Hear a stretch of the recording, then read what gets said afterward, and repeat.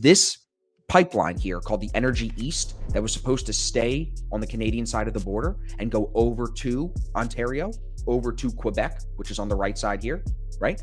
That pipeline was canceled by the Greenpeace, green energy people in the Canadian government, in the Canadian Parliament, because they didn't want to dig another pipeline. So now all Canadian oil has to come through this line here and then through line 9 to get to the major cities here and here. So they can't stop the oil from coming through. They physically can't do that. They would literally be cutting off half their country to oil.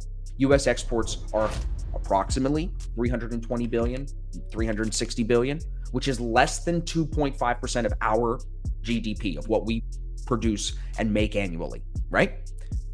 Very small percentage. But on the other hand, these exports represent 20 to 30% of Canada and Mexico's GDP. So it's a lopsided trade war. There's no way that they can run from these tariffs, so to speak. It's pretty crazy, right? Overall, the US relies on trade significantly less than its allies do. This is the kicker.